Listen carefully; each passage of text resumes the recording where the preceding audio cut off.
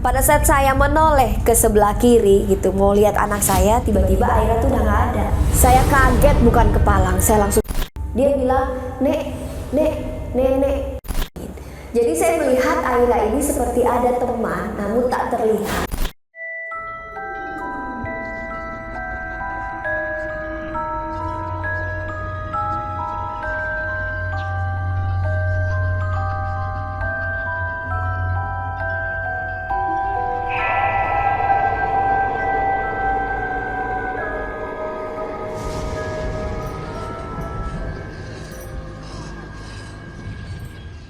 Assalamualaikum warahmatullahi wabarakatuh.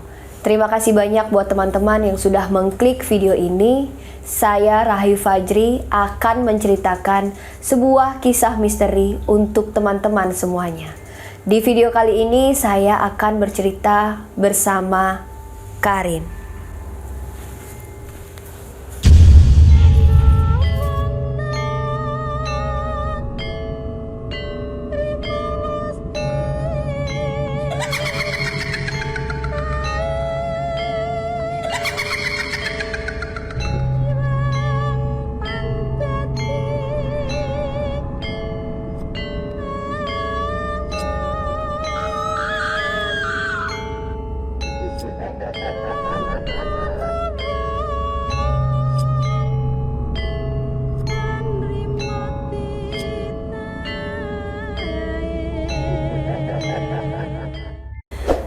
Pada malam hari ini saya akan menceritakan pengalaman misteri saya. Dan kejadiannya kurang lebih pada tahun 2015 yang lalu. Dan kejadiannya itu terjadi pada saat saya bersama keluarga besar saya itu sedang berlibur ke Bali. Pada saat kita berangkat ke Bali itu, saya pergi bersama suami dan anak pertama saya. Dan kedua orang tua saya termasuk adik saya Rio Wijaya dan si Bontot. Pada saat kita memutuskan buat liburan ke Bali, jadi kita tuh mendadak, nggak ada rencana terlebih dahulu. Dan memang pada saat itu kita tidak memesan hotel lah terlebih dahulu. Jadi suami saya bilang, ya udahlah nanti kita langsung di Bali aja lah cari hotel. Dan pada saat kita berangkat itu, anak pertama saya ini berumur kurang lebih 3 tahun. Jadi teman-teman, saya cerita dulu ya kondisi anak saya itu. Yang pertama, dia itu didiagnosa autism spectrum disorder pada saat umur 1,5 tahun sama dokter. Kalau teman-teman penasaran apa itu autism spectrum disorder, boleh teman-teman googling aja buat cari tahu. Jadi saya sama suami sudah membawa anak saya itu ke dokter tumbuh kembang sampai psikolog gitu ya. Dan anak autism itu rata-rata memang agak sulit beradaptasi dengan tempat baru. Jadi kita sudah memikirkan lah pada saat kita berangkat ke Bali itu, bagaimana nanti kalau misal anak saya sampai gitu ya, atau kita sampai di Bali, kita harus cari tempat yang benar-benar membuat dia nyaman. Nah, singkat cerita, pada saat kita sudah berangkat gitu ya, di perjalanan alhamdulillah aman, dia nggak tantrum, dia nggak ngamuk gitu ya, dan sampai di Bali. Dan pada saat sampai di Bali, kita langsung cari hotel. Dan kebetulan kita dapat hotel yang nggak terlalu jauh lah dari bandara. Tepatnya saya lupa itu di mana lokasinya. Tapi kalau untuk detail hotelnya sampai saat ini saya masih ingat jelas. Dan pada saat saya sampai bersama keluarga di hotel tersebut, anak saya Aira ini tidak menunjukkan respon yang aneh-aneh gitu ya. Nah, mungkin juga teman-teman belum tahu bahwa anak saya Aira ini memiliki atau diberi kemampuan sama Allah bisa melihat makhluk-makhluk gaib. Jadi memang kita kemanapun kalau pergi, itu kalau misal dia udah terlihat ada penolakan gitu ya, kita langsung pergi dari tempat itu. Karena memang kalau misal anak autism itu agak sulit dia berkomunikasi. Dan kebetulan pada saat itu Aira ini belum bisa secara jelas berbicara. Jadi kita belum bisa lah gitu ya menangkap apa yang dia maksud. Dan pada saat kita sampai di hotel tersebut, Aira pada saat itu tidak menunjukkan respon yang aneh-aneh. Dan kita pikir, oh aman nih Aira, maksudnya kayaknya nggak ada apa-apa nih di sini gitu ya. Dan alhamdulillah pada saat sampai anaknya juga kelihatannya senang gitu ya. Nih saya kasih gambaran dulu.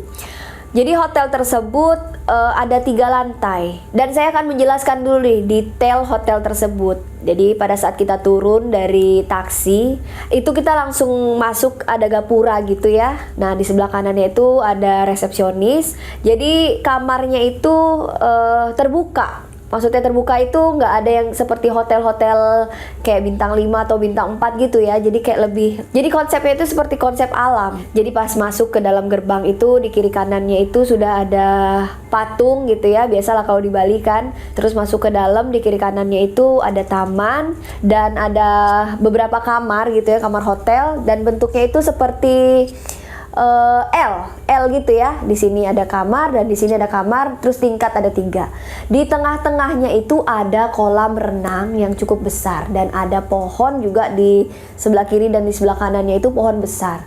Nah, kita memilih untuk menginap di kamar yang paling bawah, persis berhadapan dengan kolam renang. Jadi saya pikir ya udahlah, Aira pasti seneng nih gitu ya, nginep di sini langsung view-nya itu kolam renang. Jadi pada saat kita sampai di hotel itu, kita langsung istirahat gitu ya. Saya juga langsung rapi-rapiin pakaian dan Aira juga minta renang pada saat itu. Ya udah, akhirnya suami saya langsung ngajak Aira berenang dan saya istirahat. Nah, setelah kurang lebih jam 4 atau jam 5 gitu ya, Aira selesai berenang, langsung saya mandiin dan saya kasih makan dengan harapan dia langsung bisa tidur karena capek gitu ya. Dan akhirnya setelah sholat maghrib, itu saya sudah mulai melihat gelagat Aira nih udah mulai agak gelisah gitu ya. Tapi saya pikiran positif aja, mungkin karena dia capek gitu kali ya. Dan akhirnya kita sekeluarga ini memutuskan buat cari makan pada malam hari itu. Jadi pada saat saya lagi siap-siap mau pakai jilbab gitu ya, mau ngambil tas, tiba-tiba Aira teriak yang benar-benar histeris dan sambil nunjuk ke arah kolam renang. Dan saya pikir, saya sama suami saya pikir gitu ya, dia masih pengen berenang pada malam hari itu. Jadi suami saya berusaha lah buat nenangin Aira. Udah nak, udah malam, besok pagi lagi kita renang. Tapi tatapan matanya itu beda, sambil nunjuknya juga beda gitu. Pokoknya kita udah paham banget lah kalau misal Aira itu misal tantrum, dia pengen sesuatu sama dia melihat sesuatu. Dan akhirnya kita langsung lah buru-buru bawa Aira pergi gitu ya, cari makan. Jadi pada saat sampai di tempat makan, saya pikir Aira bakalan lebih tenang gitu. Ternyata enggak. Jadi Aira ini seperti ada yang mengikuti. Di sini memang saya sudah mulai merasa ada yang berbeda. Dan saya sudah feeling gitu kalau misal Aira ini pasti sudah melihat sesuatu. Dan akhirnya kita buru-buru makan gitu ya, saya sama ibu saya, suami saya gantian lah makan. Sampai di hotel itu nangisnya semakin menjadi-jadi dan semakin histeris. Dan akhirnya pada malam hari itu kita memutuskan buat bawa pulang Aira buru-buru ke hotel dengan harapan Aira bisa lebih tenang. Dan ternyata pada saat sampai di kamar gitu ya, di kamar hotel, Aira bukannya tenang, malah semakin gelisah dan makin histeris nangisnya, sambil selalu menunjuk ke arah kolam renang. Pada saat itu perasaan saya sudah mulai gak enak. Kayaknya memang Aira ini ngelihat sesuatu lah gitu ya. Nah, jadi kamar saya sama orang tua saya itu pisah. Saya di bawah, adik saya sama mama gitu ya di atas. Pada saat Aira itu nangis histeris, benar-benar kayak orang ketakutan, saya sama suami saya itu udah berusaha bacain ayat kursi, ayat suci Al-Quran lah, apapun itu ya, kita baca-bacain. Tapi tetap gak ngaruh, masih aja nangis. Dan bikin kita tuh makin panik gitu ya. Akhirnya saya langsung manggil ibu saya ke atas, saya panggil bapak saya juga gitu ya. Nih Aira kenapa gitu. Wah, ini kayaknya Aira ada yang dilihat nih. Karena memang Aira itu sulit berkomunikasi, dia ngomong juga belum bisa gitu, belum lancar lah. Paling dia cuma bisa nunjuk-nunjuk sama bilang bunda, ayah, selebihnya dia nggak bisa gitu ya. Dan akhirnya kedua orang tua saya pada malam hari itu berusaha buat ngobatin Aira supaya tenang. Dan alhamdulillah sekitar jam 12 atau jam 1 malam gitu ya, Aira ini juga mungkin udah capek, akhirnya dia tertidur. Kita juga pada saat itu benar-benar merasa lelah, capek, karena dia tuh nggak mau ditaruh di kasur, maunya digendong terus. Akhirnya kita gantian tuh. Jadi suami saya gendong, kadang saya yang gendong, kadang bapak saya gitu yang gendong, biar dia tuh tenang. Dan pada saat jam 1 malam akhirnya Aira ini bisa tertidur pulas, tapi tetap gak mau ditaruh di atas tempat tidur. Setelah jam 1 atau setengah 2 gitu, saya lupa, akhirnya kita tuh berusaha lah pelan-pelan naruh Aira tuh ke kasur. Alhamdulillah berhasil, tapi tetap gitu kalau misal ngerasa nggak ada orang di sebelah kanan atau kirinya, dia kayak gelisah terus kebangun. Saya sama suami akhirnya juga tertidur pada malam hari itu. Kurang lebih jam setengah 3, saya juga lupa tepatnya jam berapa. Kayaknya yang saya ingat, kita berdua itu baru tertidur kurang lebih setengah jam lah. Saya sendiri nih yang mendengarkan tiba-tiba ada suara kaki yang berjalan dari atas. Saya kaget gitu, dan saya terbangun, saya langsung bangunin suami saya. Mas, denger gak ada suara kaki jalan di atas? Suami saya bilang, kaki? Mas gak denger apa-apa? Terus saya pikir, oh kayaknya saya kecapean nih, udah mulai halu-halu gitu ya. Terus akhirnya saya mutusin, ya udahlah tidur lagi gitu. Mumpung anak saya pules tidur, kita manfaatin lah buat istirahat. Pada saat saya berusaha buat tidur lagi, saya kembali mendengar seperti langkah kaki di atas kepala saya. Tepatnya gitu ya, padahal di atas kamar saya itu pada saat itu kosong. Jadi memang hotel tersebut pada saat kita menginap di situ memang nggak banyak tamunya. Jadi cuman saya. Jadi pada saat itu saya tuh buka kamar 3. Saya di bawah dan 2 di atas, ada Rio sama adik saya yang bontot sama orang tua saya. Dan di kiri kanan kamar ibu saya yang di atas itu memang nggak ada orang, nggak ada penghuni, nggak ada tamu yang lain. Dan sama di bawah juga gitu. Saya di bawah, tamu juga cuman ada 2 atau 3 orang lah di lantai bawah itu. Dan saya kembali terbangun karena kaget gitu ya, kok makin terdengar jelas gitu langkah kaki kok semakin kenceng gitu ya. Saya langsung bangunin suami saya lagi. Mas, dengar gak sih ada suara langkah kaki di atas? Nah, suami saya tuh dibangunin gak bangun-bangun. Saya juga paham lah karena memang capek gendongin Aira gitu, berusaha buat nenangin anaknya. Jadi saya ya udahlah, dia gak bangun, saya juga. Dan saya pada saat itu masih berpositif thinking, dipikir mungkin ada orang jalan kali ya. Tapi pada saat itu saya duduk, saya berusaha buat ngedengerin lebih jelas. Suara yang saya dengar bukan hanya suara langkah kaki, tapi keramaian yang benar-benar ramai. Jadi saya merasa di tengah-tengah pasar yang benar-benar ramai sekali. Padahal saat itu jam setengah 3 pagi dan gak mungkin ada pasar di situ. Saya udah mulai ngerasa gak enak. Saya benar-benar langsung merinding seluruh badan gitu ya. Saya berusaha buat kembali terbaring gitu ya. Maksudnya mau rebahkan badan lagi di kasur. Pada saat saya menoleh ke sebelah kiri gitu, mau lihat anak saya, tiba-tiba Aira tuh udah gak ada. Saya kaget bukan kepalang. Saya langsung bangunin suami saya. Mas, Aira mana? Suami saya juga langsung duduk gitu, langsung melihat. Pada saat suami saya melihat ke arah pintu dan saya juga langsung spontan ngelihat ke arah pintu, tiba-tiba Aira tuh udah berdiri dengan mata yang terbuka, tapi mukanya itu benar-benar datar, berjalan sambil menunjuk ke arah kolam renang. Mukanya tuh benar-benar datar seperti ini. Akhirnya suami saya tuh langsung turun dari tempat tidur, langsung ngambil Aira, langsung saya peluk, saya langsung taruh di tempat tidur. Jadi yang saya lihat Aira itu benar-benar seperti nggak sadar dan dia tuh langsung nangis sekenceng-kencengnya. Dan pada saat dia nangis, suami saya langsung keluar, buka pintu gitu ya, langsung naik ke atas bangunin orang tua saya. Nah, saya ditinggal berdua sama Aira di kamar itu. Sontak saya juga takut karena bener-bener ngerasa udah nggak enak banget lah tuh kamar. Jadi saya langsung teriak, Mas, jangan tinggalin. Saya langsung teriak kayak gitu, suami saya langsung, kenapa? Langsung balik lagi tuh saya bilang, udah Mas, kita kayaknya udah pindah aja deh dari sini, jangan tidur di sini deh. Saya langsung kayak gitu sama suami saya.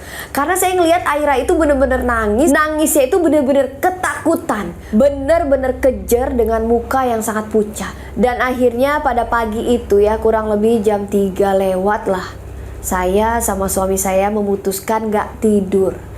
Dan ibu saya juga sama bapak saya panggil di kamar itu. Udah mama tidur di sini aja. Karena memang saya merasakan sendiri ada aura yang sangat berbeda. Dan biasanya kalau Aira itu udah benar-benar ngerasa nggak nyaman, itulah sikap yang dia lihatin. Pasti dia nangis. Dan yang anehnya, kejadian yang barusan saya ceritakan, Aira itu berdiri, berjalan gitu menunjuk ke arah kolam renang, itu baru terjadi pada saat itu. Kalau misal dia hanya ketakutan atau dia melihat makhluk-makhluk gaib, dia paling cuma nangis histeris udah.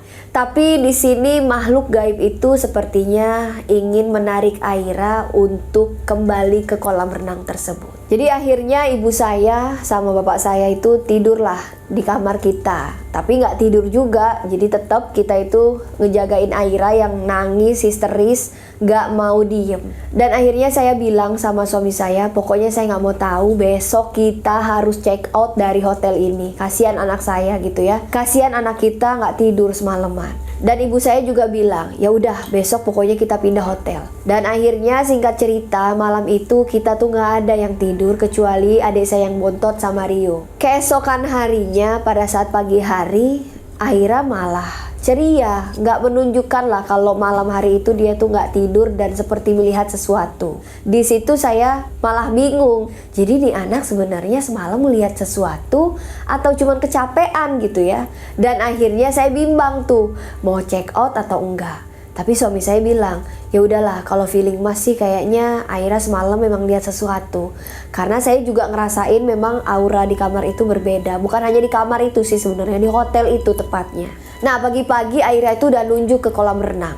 Jadi kita penasaran, ada apa sih sebenarnya di kolam renang? Nah saya bawalah Aira ke kolam renang. Kakak mau apa gitu saya tanya. Dia cuma bisa nunjuk gitu. Dia nunjuk pengen berenang. Dia geleng-geleng, nggak mau berenang, dia geleng-geleng. Terus akhirnya kita tanya lagi, terus mau apa? Dia bilang, nenek. Cuman kata-kata itu yang keluar dari mulutnya, nenek. Maksudnya ada nenek, itu nenek di sana di kamar. Dia geleng-geleng lagi. Jadi feeling kita kayaknya memang di situ ada nenek-nenek lah penunggunya. Jadi di sini saya sama suami menyimpulkan bahwa semalam yang Aira lihat itu adalah sosok nenek-nenek yang berada di kolam renang tersebut. Dan itu juga dibenarkan oleh kedua orang tua saya. Jadi bapak saya juga bilang hotel tersebut memang ada penunggunya. Tapi bukan di hotel aja sih sebenarnya teman-teman. Di semua tempat memang ada penunggunya. Nah kebetulan pada malam hari itu makhluk tersebut sepertinya memang lebih tertarik ke anak saya. Akhirnya saya memutuskan untuk pindah dan cari hotel yang baru. Dan pada saat kita mencari hotel yang baru itu kita yang diduluin itu Aira. Jadi kita bawa masuk Aira ke dalam hotel tersebut.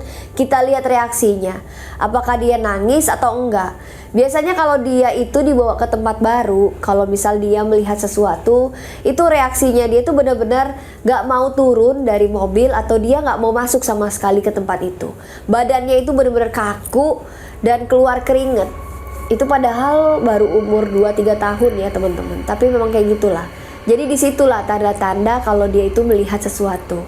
Dan pada saat saya bersama suami saya ini mencari hotel yang baru, Aira kita bawa. Dan Aira pada saat kita bawa ke hotel yang mau kita tempatin itu tidak menunjukkan sikap yang aneh. Akhirnya kita memutuskan untuk tinggal beberapa hari di hotel tersebut. Dan singkat cerita, pada siang harinya itu kita memutuskan buat jalan-jalan ya. Yang namanya Bali pasti terkenal dengan pantainya. Jadi saya membawa Aira bersama keluarga yang lain itu ke salah satu pantai yang berada di Bali. Nah, ini ada suatu kejadian yang aneh lagi nih teman-teman. Pada saat Aira ini sampai di salah satu pantai di Bali, ini kita sebut saja Pantai Kute ya. Jadi pada saat sampai di Pantai Kute, yang biasanya Aira itu kalau diajak ke pantai itu dia nggak pernah mau. Karena masalah di anak autism itu dia sensori. Kalau misal dia nginjek sesuatu yang berbeda, misal kayak teksturnya pasir, lembek, itu dia nggak mau biasanya teman-teman. Dan pada saat itu Aira ini ketika kita sampai di pantai itu dia sangat-sangat excited atau benar-benar kayak Aira yang berbeda lah dari biasanya. Karena sebelum ke Bali juga saya sering bawa Aira itu ke pantai Ancol. Yaitu pasti dia nangis dan gak mau. Kakinya itu selalu dia angkat ke atas dan gak mau dia nginjek ke pasir itu. Di sini melihat Aira seperti itu, suami saya tuh sangat senang. Alhamdulillah akhirnya Aira mau yang nginjek pasir. Nah, tapi ada sesuatu yang aneh ternyata. Di sini saya melihat Aira itu seperti ada yang mengajaknya bermain. Jadi saya melihat Aira ini seperti ada teman, namun tak terlihat. Jadi pada saat itu bapak saya langsung nyamperin saya terus bilang, tuh lihat, Aira tuh kayaknya memang ada yang ngikutin, ada yang suka sama dia. Udah biarin aja, biarin dia main. Saya sama suami saya khawatir gitu ya, rasa khawatir juga ada, cuma kita liatin aja. Itu bener-bener dia tuh kayak lupa kalau misalnya dia tuh nggak mau kalau nginjak pasir, atau dia tuh geli gitu ya. Kita biarin, dia lari, dia kemana gitu, kita ikutin aja. Nah, jadi singkat cerita, selesai dari pantai, itu kita langsung pulang ke hotel. Dengan harapan dia udah capek main gitu ya. Kita berpikiran ya udah mungkin dia capek terus dia tidur. Ternyata salah. Pada saat pulang ke hotel itu Aira masih sama sikapnya kayak di hotel yang sebelumnya. Jadi dia masih nangis, masih teriak-teriak, nggak karuan lah gitu ya. Tapi di sini kita berpikir, kayaknya dia kecapean nih, bukan yang aneh-aneh. Nah, jadi saya sama suami saya kembali nenangin Aira gitu ya, berusaha buat baca-bacain apa yang kita bisa bacain lah. Tapi semakin malam, Aira semakin gelisah dan masih nggak bisa tidur. Dan akhirnya pada malam hari itu saya kembali manggil orang tua saya, bapak sama ibu saya. Terus saya bilang sama ibu saya, "Ma, ini gimana ya? Kok Aira masih nangis?" Dipikir pindah hotel dia bisa tenang gitu, nggak nangis. Ternyata salah. Terus bapak saya bilang, "Ini sebenarnya bukan hotelnya yang angker atau gimana, tapi memang ada sosok makhluk gaib lah, kita bisa bilang kayak gitu ya." Jadi sosok tersebut emang pengen deketin Aira gitu ya. Tapi karena di sini kondisi Aira ini masih kecil, umur 3 tahun, belum 4 tahun pada saat itu.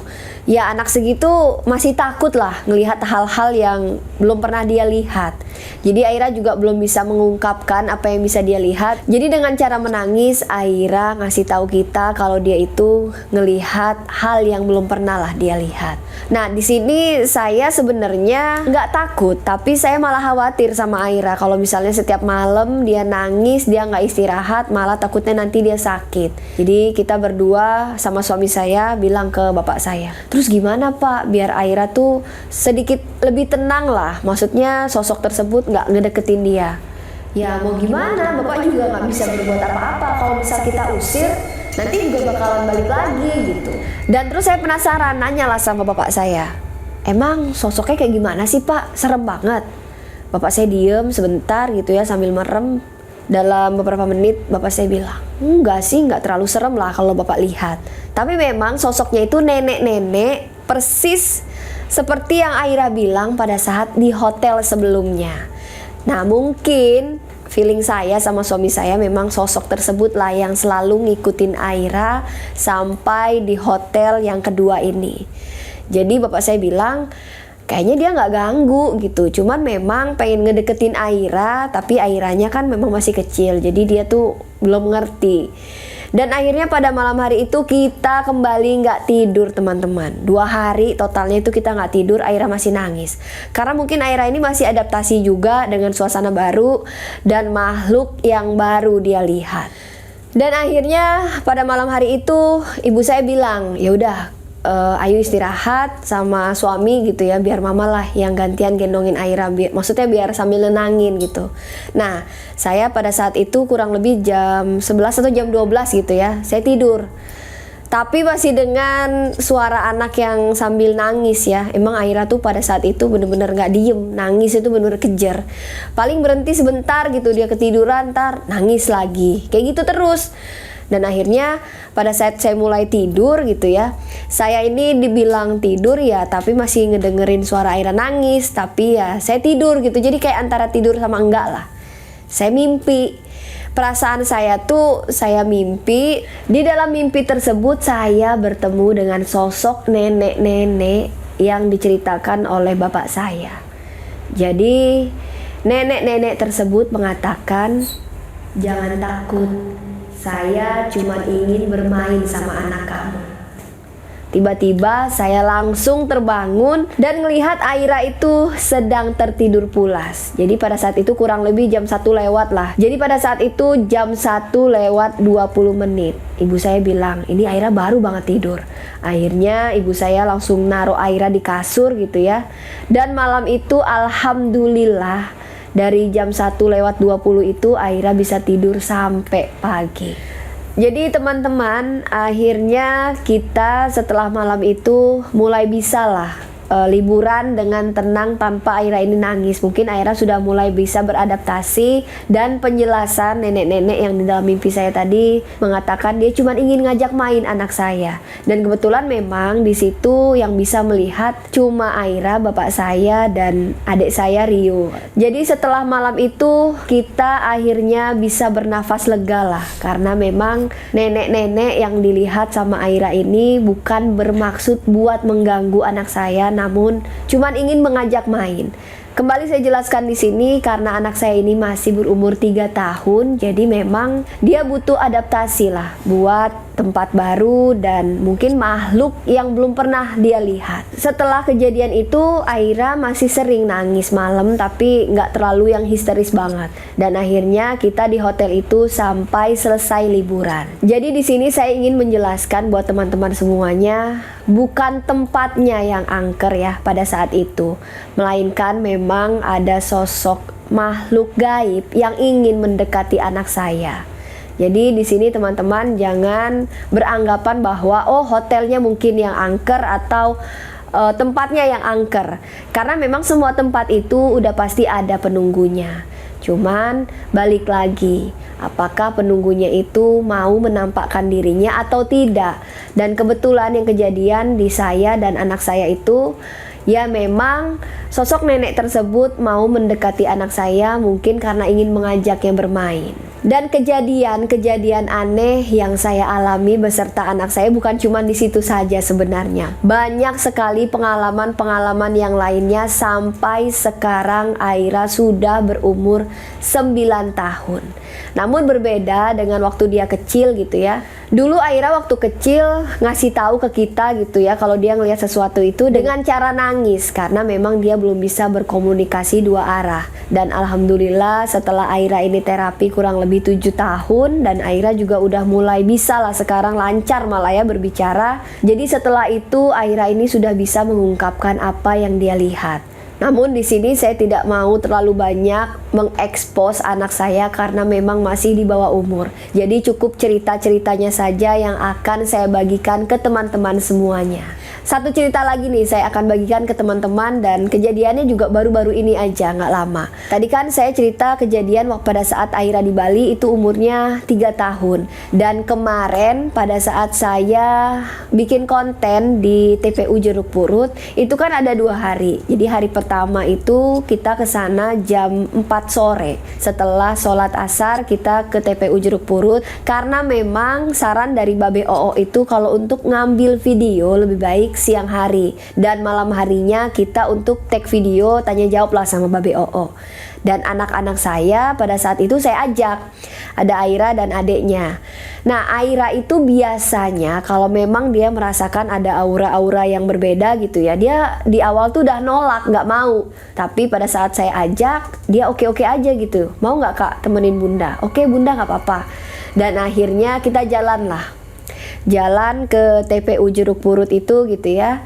Setelah sampai di sumur yang kemarin Babe Oo bilang bahwa ada penunggunya itu nenek-nenek, Aira terlihat sangat antusias untuk ke sumur tersebut. Saya bilang sama Aira, kakak nggak takut?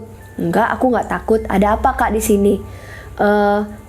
Dia nggak bisa jawab pada saat di situ. Terus babehnya bilang, jadi bu di sini ada nenek-nenek yang ngejagain mustika. Terus dia bilang sama Babe Oo, oh jadi di sini ada nenek-nenek ya, dia bilang gitu. Terus Babe Oo jawab, iya neng di sini ada nenek-nenek, tapi dia baik kok. Oh iya ada nenek-nenek ya. Dia selalu menegaskan oh iya ada nenek-nenek ya. Dan akhirnya kita pulang ke rumah. Pada saat di perjalanan Aira bilang sama saya, bunda, waktu kita di sumur, aku melihat ada nenek-nenek pakai kebaya sama sarung. Terus nenek-nenek itu senyum sama aku sambil dada-dada. Saya sontak sama suami saya itu langsung diem dan merinding. Terus saya bilang sama Aira, "Kakak ngelihat di mana?" "Iya, aku ngelihat nggak jauh dari sumur." Makanya aku tanyakan sama babenya, "Emang iya ada nenek-nenek?" Dan ternyata pada saat itu Aira langsung melihat sosok nenek-nenek tersebut. Terus saya tanya lagi sama Aira, "Terus nenek-neneknya kemana, Kak?" Dan Aira kembali menjawab, "Terus nenek-neneknya hilang, aku udah gak lihat lagi kemana." Jadi memang sekarang perubahan ya dari Aira itu, dia sudah bisa mengutarakan atau berkomunikasi lah sama kita apa yang dia lihat. Tadinya memang dia gak mau bilang apa-apa. Kalau misal kita ajak ke suatu tempat, itu dia penolakannya dengan benar-benar dia gak mau, badannya itu langsung kaku, terus dia langsung keluar keringat dingin. Kalau sekarang udah enggak. Jadi sekarang Aira itu sudah mulai bisa lah beradaptasi dengan apa yang dia lihat. Nah teman-teman, begitulah kisah yang dapat saya sampaikan pada malam hari ini. Semoga teman-teman yang mendengarkan kisah saya dapat mengambil hikmah dan pelajarannya. Jadi apa yang saya sampaikan barusan adalah pengalaman misteri yang saya alami bersama anak saya. Buat teman-teman yang baru bergabung di channel YouTube saya, jangan lupa diklik tombol subscribe, nyalakan juga lonceng notifikasinya supaya teman-teman tidak ketinggalan apabila saya mengupload video terbaru. Jangan lupa di like, di komen, dan jangan lupa dibagikan ke media sosial teman-teman yang lainnya. Buat teman-teman yang mungkin memiliki pengalaman misteri, boleh teman-teman DM ke Instagram saya, Rahayu_Fajri. Atau teman-teman ingin bergabung dalam segmen silaturahmi, boleh teman-teman DM ke Instagram saya. Insya Allah saya bersama tim akan mendatangi teman-teman dan teman-teman akan menceritakan sendiri pengalaman misteri teman-teman semuanya. Jangan lupa di follow akun Instagram saya Rahayu_Fajri dan akun TikTok saya Rahayu_Fajri. Saya mohon maaf apabila terdapat kekurangan di dalam video saya kali ini. Saya Rahayu Fajri dan Karin pamit undur diri. Wassalamualaikum warahmatullahi wabarakatuh. Jangan lupa selalu ada misteri di sekitar kita.